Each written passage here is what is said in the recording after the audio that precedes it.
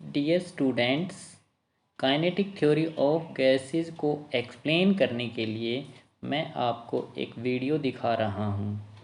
आपको इस वीडियो को एनालाइज करना है। एनालाइज करके कुछ कंक्लूजन्स निकालने हैं। उन कंक्लूजन्स को आपको एक सेपरेट नोटबुक पे डिक्टेट करने हैं। इसके बाद काइनेटिक थ्योरी ऑफ गैसेस की जितनी भी अजम्पशंस बनती हैं, जिसके हेल्प से हम काइनेटिक थ्योरी ऑफ गैसेस को एक्सप्लेन करने वाले हैं, उन अजम्पशंस को एक एक करके हम डिस्कस करने वाले हैं और आपको उन सारी अजम्पशंस को जो आपने पेज के ऊपर डिक्टेट किए हैं उनको मेरे साथ मैचअप करके चलना है।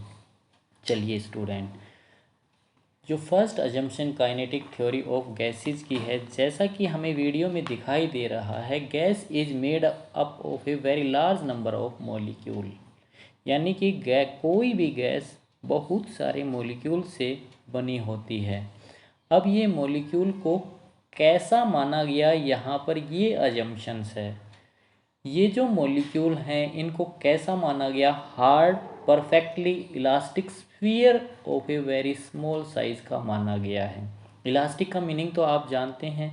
जब किसी भी ऑब्जेक्ट पर हम डिफॉर्मिंग फोर्स एक्ट करते हैं और उस डिफॉर्मिंग फोर्स को रिमूव करने के बाद अगर ऑब्जेक्ट अपनी ओरिजिनल पोजीशन को रिगेन कर लेता है तो वो उस ऑब्जेक्ट को हम इलास्टिक ऑब्जेक्ट कहते हैं।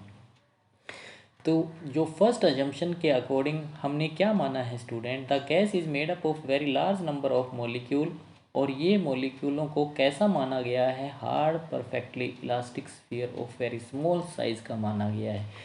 अब अगर इन मॉलिक्यूल का साइज इतना कम है, अगर हम इन मॉलिक्यूल के द्वारा जो टोटल वॉल्यूम ऑक्यूपाई की गई है गैस के कंटेनर के अंदर, अगर उस वॉल्यूम को निकालें और फिर निकालकर उस वॉल्यूम को कंपेयर करें volume occupied by the gas in the container, तो हम क्या देखेंगे स्टूडेंट?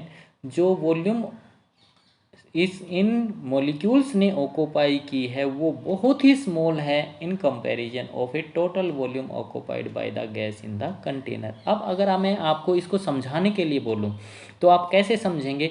अब इस वीडियो में जितने भी ये मॉलिक्यूल दिखा रहे हैं, अगर मैं इनको हाथ से पकड़कर, यानी कि एक हाथ से पकड़कर सारे मॉलिक्यूल को अगर एक कोने में प्रेस कर दूं, तो हम देखेंगे इन मॉलिक्यूल्स ने कितनी वॉल्यूम को ऑक्यूपाई किया है? बहुत ही कम वॉल्यूम को ऑक्यूपाई किया है in comparison of A total volume occupied by the gas in the container. ये बहुत इंपॉर्टेंट अजम्पशन है स्टूडेंट।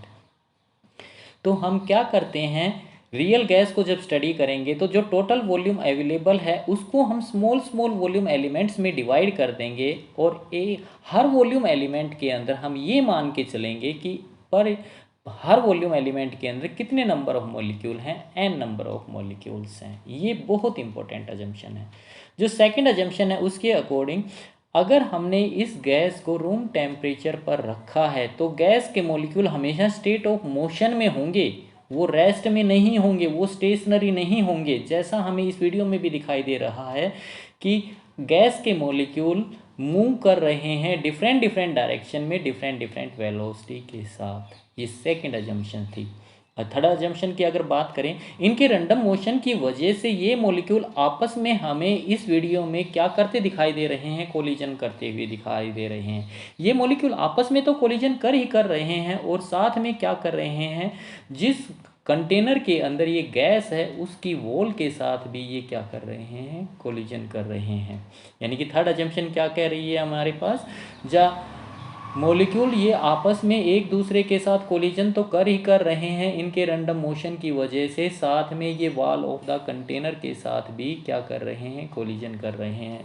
चलिए अब फोर्थ अजम्पशन की अगर हम बात करें, time for which collision last, इसका मीनिंग समझने की कोशिश करना। वह समय जिसके लिए टकराव होता है, यानी वो टाइम जितने टाइम के लिए ये दोनों मॉलिक्यूल क्या करते हैं? टकराते हैं। अगर इस टाइम को हम कंपेयर करें किसके बीच में? Time lapse between the two successive collision से, तो हम क्या पाएंगे?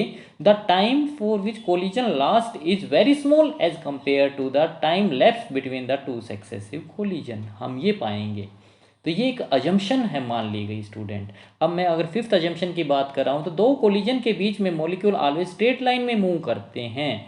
वो क्यों मूव करते हैं? क्योंकि मॉलिक्यूल का साइज इतना छोटा होता है कि उसके ऊपर स्टूडेंट ग्रेविटी का इफेक्ट हम जीरो मानकर चलते हैं, इसलिए मॉलिक्यूल दो सक्सेसिव कोलिजन के बीच में स्ट्रेट लाइन में मूव करते हैं। सिक्स्थ अजम्पशन पर अगर हम बात करें, दो कोलिजन के बीच में मॉलिक्यूल हमेशा कांस्टेंट वेलोसिटी के साथ मूव करता है। ये बहुत इंपॉर्टेंट अजम्पशन है।